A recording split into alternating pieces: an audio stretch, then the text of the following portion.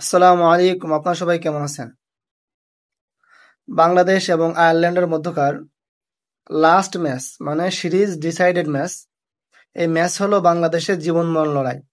যদি এই ম্যাচে বাংলাদেশ জিতে যায় তাহলে সিরিজ জিতে যাবে, আর যদি হেরে যায় তাহলে বাংলাদেশ সিরিজ হেরে যাবে।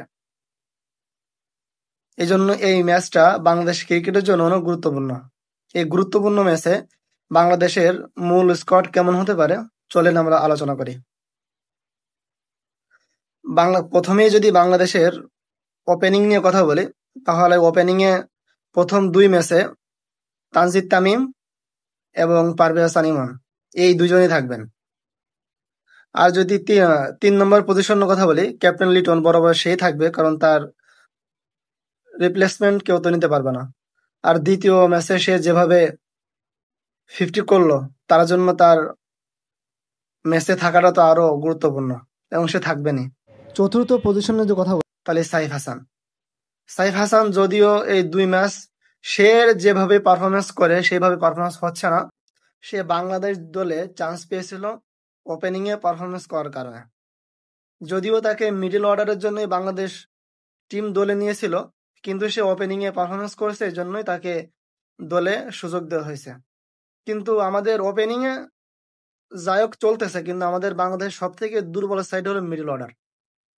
আমরা হলো পাওয়ার প্লে শেষ হয়ে গেলে আর রান উঠাইতে পারে না, 4-6 মারতে পারে না, বল বের করতে পারে না। এই জন্য মনে হয় সাইফ হাতে অনেক স্ট্রোক আছে, এই জন্য কি তাকে 4 নম্বর পজিশনেই খেলানোর জন্য বাংলাদেশ ট্রাই করতেছে। এই জন্য সে পারফরমেন্স না করলেও তাকে ওই জায়গায় রাখতেছে। যদি আমরা 5 নম্বর পজিশনের কথা বলি তাহলে বরাবরই তাহিদ থাকবেন। আর 6 নম্বর পজিশন মনে হয় পরিবর্তন হওয়ার সম্ভাবনা আছে।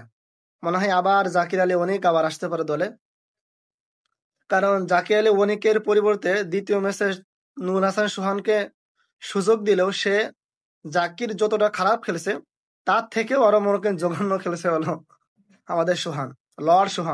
তার কারণে প্রায় ম্যাচটা হেরেই গিয়েছে দ্বিতীয় ম্যাচ। ও তো কপাল ভালো যে সাইফুদ্দিন এবং শেখ মেহেদী লাস্টে গিয়ে 4 ছক্কা মারার কারণে ম্যাচটা জিতছে। আমরা যদি স্পিনারের কথা বলি, মানে বোলিং এর কথা বলি, প্রথমে স্পিনের কথা বলতে হবে। স্পিনে মনে হয় এবার নাসুম বাদ যাবে, কারণ থার্ড টি-20 ম্যাচ খেলা হলো মিরপুরে, আর মিরপুরের জন্য রিশাদ হলো পারফেক্ট, কারণ তার ওই গুগলি এবং তার এই লেগ স্পিন মিরপুর অনেক কাজ দেবে। আর তার সঙ্গে থাকবে হলো শেখ মেহেদী দ্বিতীয় টি-20 দারুণ বোলিং করছে, অসাধারণ বোলিং বলকে 3 উইকেট পাইছে সে। এবং যদি আমরা পেস অ্যাটাকের কথা বলি তাহলে বরাবরই পেস অ্যাটাকের নেতৃত্ব দিবেন আমাদের মুস্তাফিজুর রহমান, এবং তার সঙ্গী হিসেবে থাকবেন তানজিদ তামিম এবং সাইফুদ্দিন। আমার জানা মতে সাইফুদ্দিনকে অনেক ম্যাচ খেলানো উচিত, কারণ তার মতো একজন ফাস্ট বোলিং অলরাউন্ডার আমাদের খুব কমই আছে। যদিও তানজিদ তামিম অনেক অনেক ভালো খেলে, কিন্তু তবুও তার থেকেও সাইফুদ্দিন অনেক ভালো ব্যাটার ব্যাটসম্যান আর কি। কিন্তু তার বোলিংটা আরো একটু ধার করানো উচিত, কারণ তার বোলিং অনেক মার খায়। কিন্তু সে ডেথ ওভারের জন্য অনেক পারফেক্ট, কারণ হলো বাংলাদেশ সব থেকে স্ট্রাগল করে হলো ডেথ ওভারে।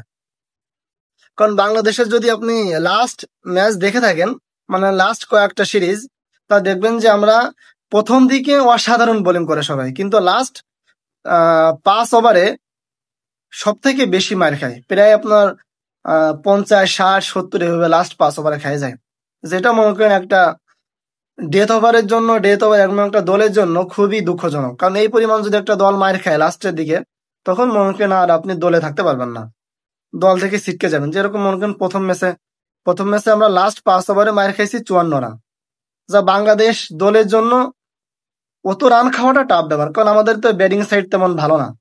আমাদের ওপেনিং এ যদি সুন্দর একটা স্টার্ট দেয়, মিডল অর্ডারে পারে না, আর যদি মিডল অর্ডারে যদি ভালো খেলে তাহলে ওপেনিং এ পারে না।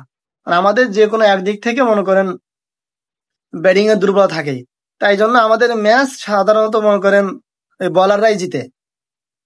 আপনি লাস্ট যদি কয়েকটা সিরিজ দেখেন অথবা তার আগেও দেখেন, তাহলে ব্যাটসম্যানরা খুব কমই ম্যাচ জিতায়, আমাদের ম্যাচ জিতায় সাধারণত বোলিংরাই।